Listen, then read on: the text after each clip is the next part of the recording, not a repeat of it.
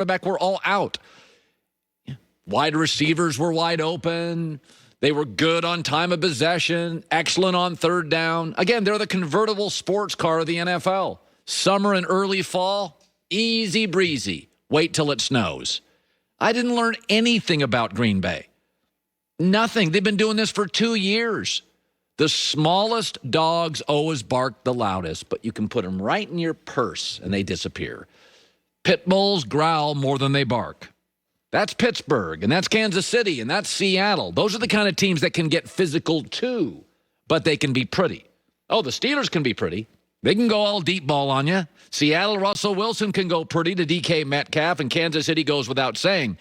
But they can get into the trenches and growl and not just be loud on the porch. Let's be honest about this. There's 2 games I care about Green Bay. 2 games.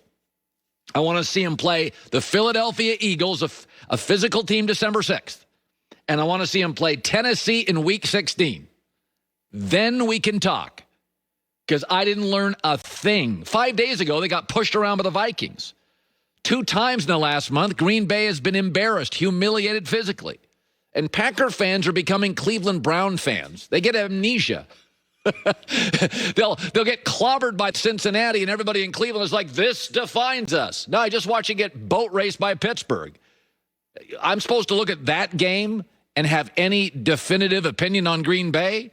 I said yesterday, I bet this game last night. I'm like, the best bet of the week will not be my Blazing 5. It was last night.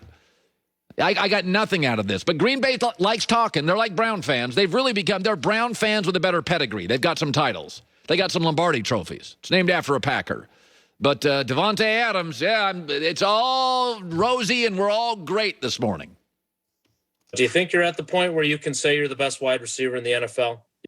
Yeah, I think that's fair to say. I think that's not being conceited. That's just being confident. I think, obviously what I've done and what I'm going to continue to do is going to prove that to anybody who isn't on board with that. But I truly believe that. That's okay. That's okay. But don't take last night as the reason you're the best receiver in the NFL. That one doesn't count. You may be. You're certainly in my top 5, but last night proves nothing. This has become a franchise that looks beautiful in the summer, beautiful in camp, beautiful in early fall. December 6th against the Eagles, later in the year against Tennessee. The rest of it, it's Jags, Carolina, Detroit, bad quarterbacks. Couldn't care less. I've seen this before. This is all on the Packers. All my cynicism is because you have delivered it. A lot of yapping on the porch. I want growling.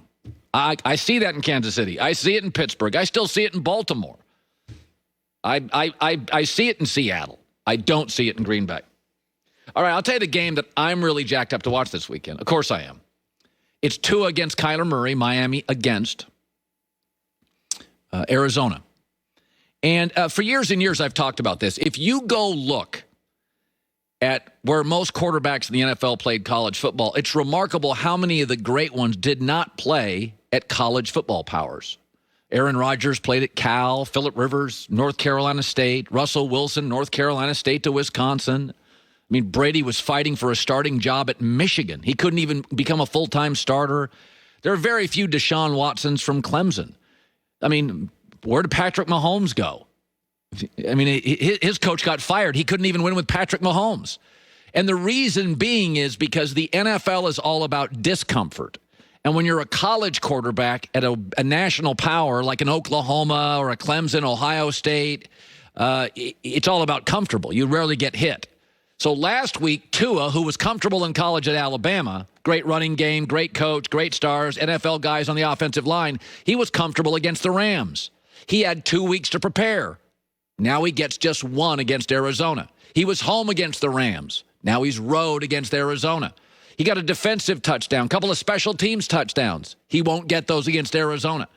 Miami's starting running back is out. Myles Gaskin. Now is a test on Tua. Last week in his college career has all been about comfort. One of the reasons I really like Kyler Murray is he has to keep burrowing through discomfort. Kyler Murray had to transfer in college. Started at once, had to transfer. Nobody babied him. Oh, okay. Then he goes to the NFL. His NFL coach has never coached in the NFL. Oh, boy, we're learning on the job same time. Then he goes to a brutal division. His defense can't stop anybody his rookie year. And there's massive pressure on him. He doesn't have Ryan Fitzpatrick to start.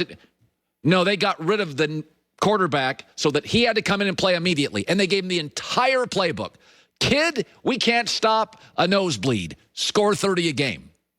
Kyler Murray, time and time again, has been put in uncomfortable situations in his life. At Texas A&M, rookie NFL coach, toughest division in football, doesn't have the defense to save him, has to start game one, and all he has done every single time is just get better and better and better. And I think this is one of my favorite picks in a long time. I love Arizona this week. I am not, as I saw it before Kyler came to the NFL, I was very cynical. He looked tiny to me. I bought in by the second game in the pros.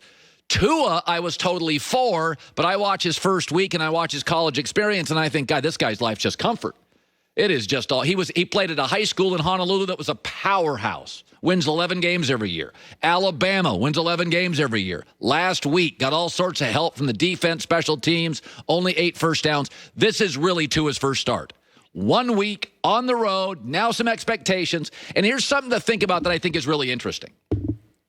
Miami has said this is not an experiment, although we know it kind of is because they have Houston's pick. But the Miami coaches now, yes, they want to win games, but nobody's going to get fired on this Miami staff if Tua loses and they don't make the playoffs. Nobody's getting fired here. Brian Flores has been exceptional. For the first time in years, I really like everything about a coaching staff and their personnel and where they're going. They have a bad O-line. That'll get better in the next 2 years, as it should. But it'll be interesting to watch here because at some point, Brian Flores knows what I just said is right. You can't coddle anymore. This kid was power high school, power college. Last week, 8 first downs, no tough throws.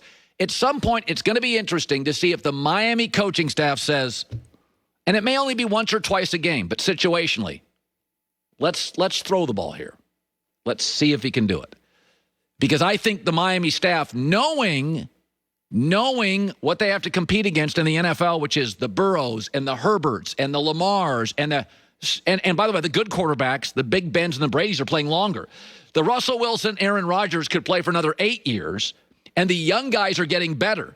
So you cannot be average at quarterback, and you got to find out if you're any good. So watch the Miami staff this weekend. I think they're going to test Tua.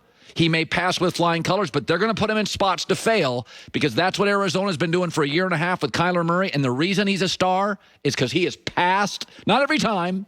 He's had bad games and bad halves, but passed with flying colors. Tua on the road against Arizona. I love the Cardinals this week. Blazing 5 top of next hour.